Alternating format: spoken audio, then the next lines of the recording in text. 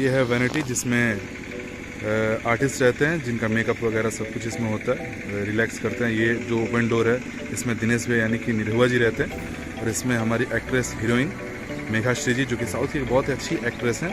और मैं भी दिखाने वाला हूँ कि ओपन करता हूँ कि कर क्या रही हैं ये, क्योंकि अभी इनका देखता हूँ क्या कर रही हैं ये, क्योंकि इनका शॉट नहीं है ये। ओहो स्टडी, ये बात मुझे सच में बहुत अच्छी लगती है।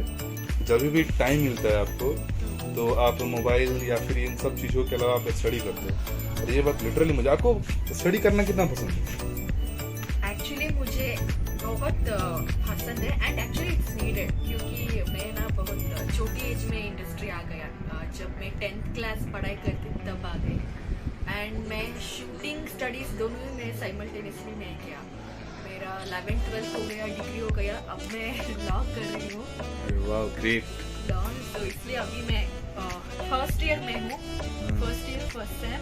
रिसेंटली मैंने ज्वाइन किया आफ्टर माय डिग्री ग्रेजुएशन, इसलिए मैं पढ़ाई कर रही हूँ। टफ है ना।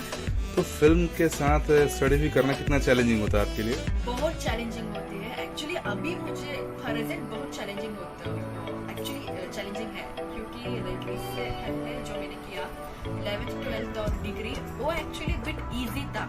सो समहाउ मैं मैनेज किया, एग्जाम मैंने लिखा, पास हो गई। अब जो मैं लॉ कर रही हूँ मुझे समझ में नहीं आ रहा है कि क्या है। मैं एक्चुअली सोच रही हूँ क्यों मैंने लॉ पिक किया।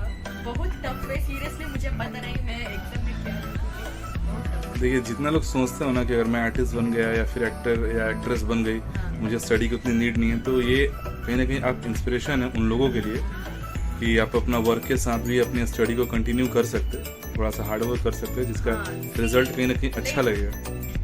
एक्चुअली क्या है ना, अब जो मैं आर्टिस्ट हूँ, हीरोइन हूँ, कितने इयर्स में हीरोइन रहूँगी? Only for few years.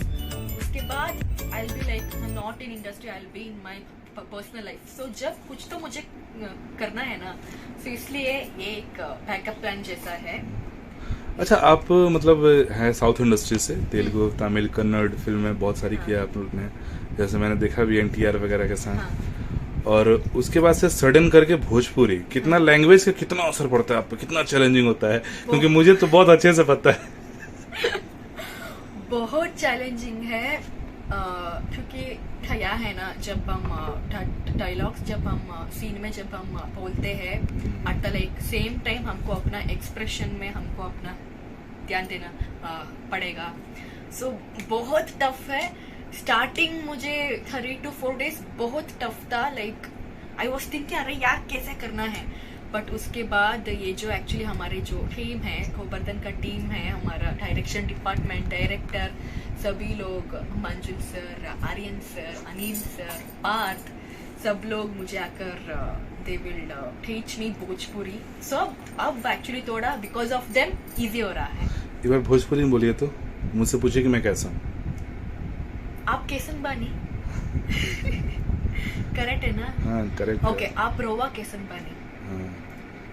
बस सीख जाएगा, मुझे लग रहा है कि गोवर्धन कंप्लीट होते होते अब अच्छे से यहाँ से भोजपुरी सीख जाएगा। एक्चुअली मुझे ना अभी लाइक थोड़ा थोड़ा आ रहा है, मतलब अगर कोई मुझे पूछेगा तो मैं थोड़ा थोड़ा जवाब दे रही हूँ, लाइक कैसन बा, ठीक बा, बढ़िया, खाना खाई लो।